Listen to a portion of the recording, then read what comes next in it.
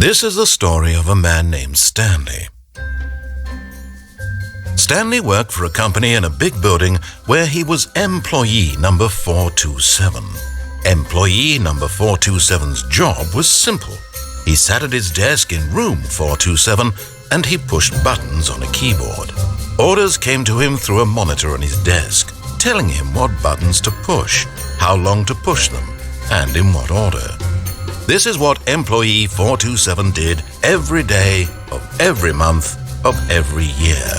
And although others might have considered it soul-rending, Stanley relished every moment that the orders came in, as though he had been made exactly for this job. And Stanley was happy. And then one day, something very peculiar happened. Something that would forever change Stanley. Something he would never quite forget. He had been at his desk for nearly an hour when he realized that not one single order had arrived on the monitor for him to follow. No one had showed up to give him instructions, call a meeting, or even say hi. Never in all his years at the company had this happened, this complete isolation. Something was very clearly wrong. Shocked, frozen solid, Stanley found himself unable to move for the longest time. But as he came to his wits and regained his senses, he got up from his desk and stepped out of his office.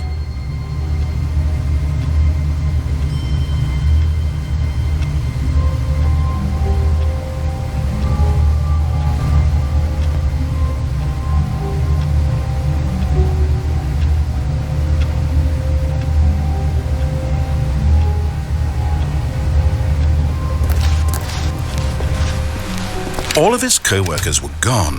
What could it mean? Stanley decided to go to the meeting room. Perhaps he had simply missed a memo.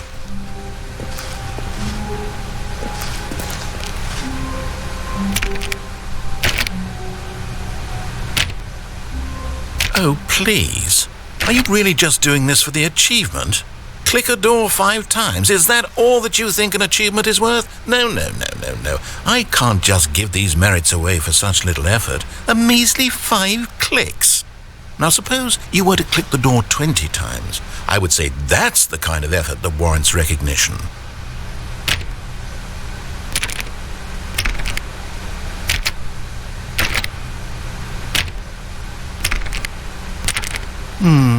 I have to say I'm still not feeling the satisfaction of witnessing true effort for a noble cause. Perhaps 50 clicks will do it. Yes, almost certainly 50 clicks.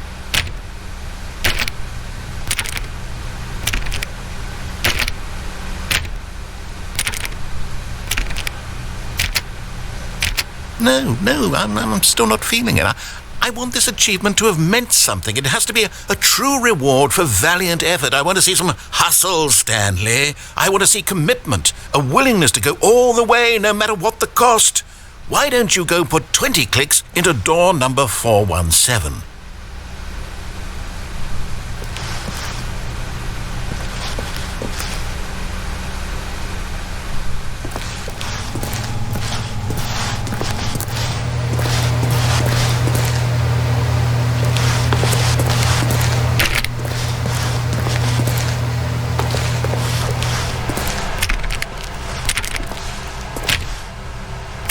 Oh, great. Now, go click a few times on door 437.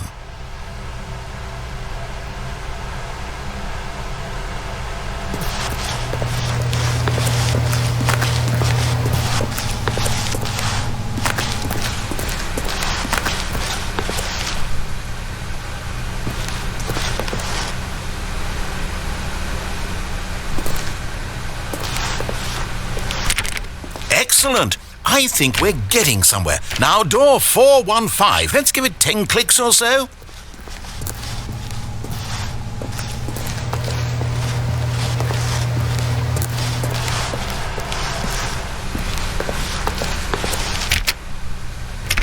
Now, back to door number 437.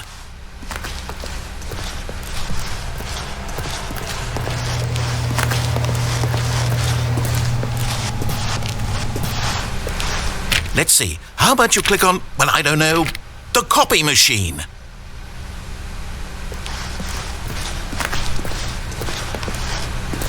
All right, back to room 417. I'm really feeling it now. I think we're getting somewhere.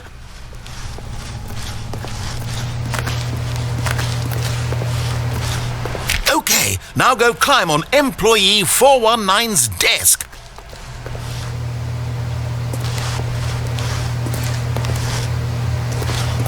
Yes! This is great! You're putting it all on the line, Stanley. I like that. All right, let's keep it up. Go give me a few clicks on door 416.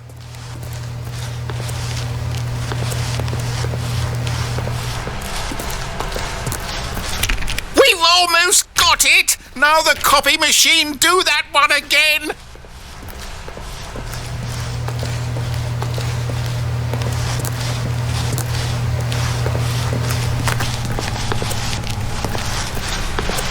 Finish it off, Stanley! 5 clicks on door 430!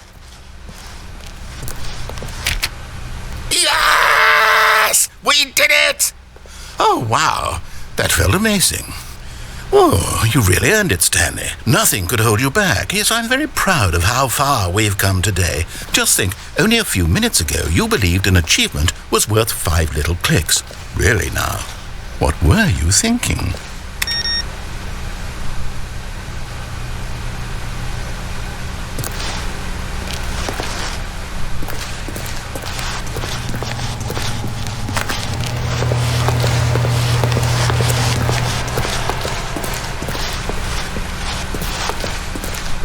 When Stanley came to a set of 2 open doors, he entered the door on his left.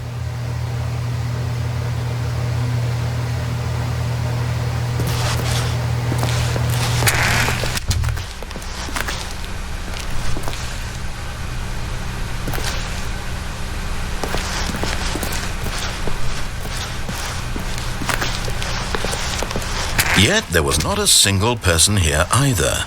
Feeling a wave of disbelief, Stanley decided to go up to his boss's office, hoping he might find an answer there.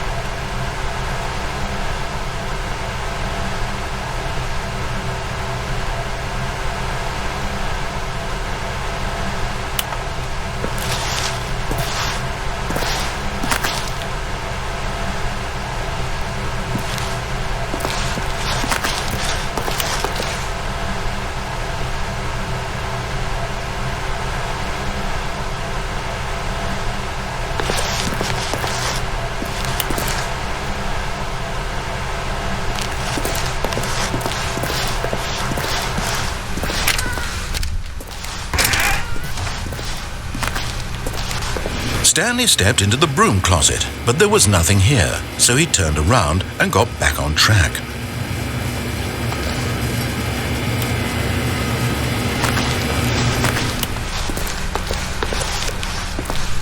Coming to a staircase, Stanley walked upstairs to his boss's office.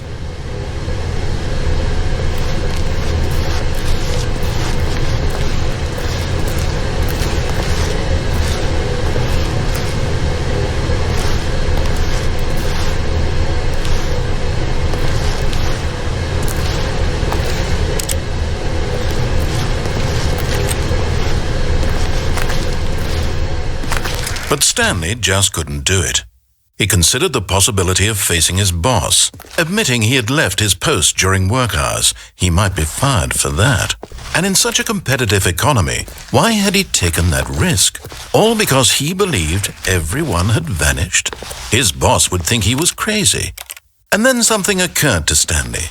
Maybe, he thought to himself, maybe I am crazy. All of my co-workers blinking mysteriously out of existence in a single moment for no reason at all. None of it made any logical sense. And as Stanley pondered this, he began to make other strange observations. For example, why couldn't he see his feet when he looked down? Why did doors close automatically behind him wherever he went? And for that matter, these rooms were starting to look pretty familiar. Were they simply repeating? No, Stanley said to himself, this is all too strange. This can't be real. And at last, he came to the conclusion that had been on the tip of his tongue. He just hadn't found the words for it. "I'm dreaming!" he yelled. "This is all a dream." Oh, what a relief Stanley felt to have finally found an answer, an explanation. His co-workers weren't actually gone. He wasn't going to lose his job. He wasn't crazy after all. And he thought to himself, I suppose I'll wake up soon. I'll have to go back to my boring real-life job pushing buttons. I may as well enjoy this while I'm still lucid. So, he imagined himself flying and began to gently float above the ground. Then he imagined himself soaring through space on a magical starfield, and it too appeared. It was so much fun, and Stanley marveled that he had still not woken up. How was he remaining so lucid? And then perhaps the strangest question of them all entered Stanley's head. One he was amazed he hadn't asked himself sooner. Why is there a voice in my head dictating everything that I'm doing and thinking? Now the voice was describing itself being considered by Stanley, who found it particularly strange. I'm dreaming about a voice describing me, thinking about how it's describing my thoughts, he thought. And while he thought it all very odd and wondered if this voice spoke to all people in their dreams, the truth was that, of course, this was not a dream. How could it be? Was Stanley simply deceiving himself, believing that if he's asleep, he doesn't have to take responsibility for himself? Stanley is as awake right now as he's ever been in his life. Now, hearing the voice speak these words was quite a shock to Stanley. After all, he knew for certain, beyond a doubt, that this was in fact a dream. Did the voice not see him float and make the magical stars just a moment ago? How else would the voice explain all that? This voice was a part of himself too. Surely, if he could just... He would prove it. He would prove that he was in control, that this was a dream. So he closed his eyes gently, and he invited himself to wake up. He felt the cool weight of the blanket on his skin, the press of the mattress on his back, the fresh air of a world outside this one. Let me wake up, he thought to himself. I'm through with this dream. I wish it to be over. Let me go back to my job. Let me continue pushing the buttons. Please, it's all I want. I want my apartment and my wife and my job. All I want is my life exactly the way it's always been. My life is normal. I am normal. Everything will be fine. I am okay.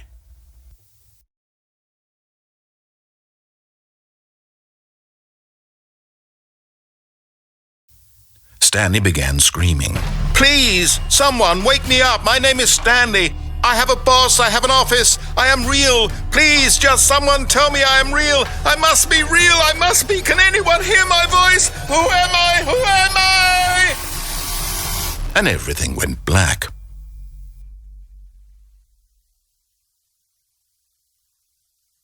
This is the story of a woman named Mariella. Mariella woke up on a day like any other. She arose, got dressed, gathered her belongings, and walked to her place of work. But on this particular day, her walk was interrupted by the body of a man who had stumbled through town talking and screaming to himself, and then collapsed dead on the sidewalk.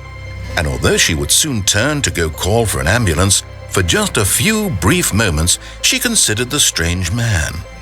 He was obviously crazy. This much she knew. Everyone knows what crazy people look like. And in that moment, she thought to herself how lucky she was to be normal. I am sane. I am in control of my mind. I know what is real and what isn't. It was comforting to think this, and in a certain way, seeing this man made her feel better.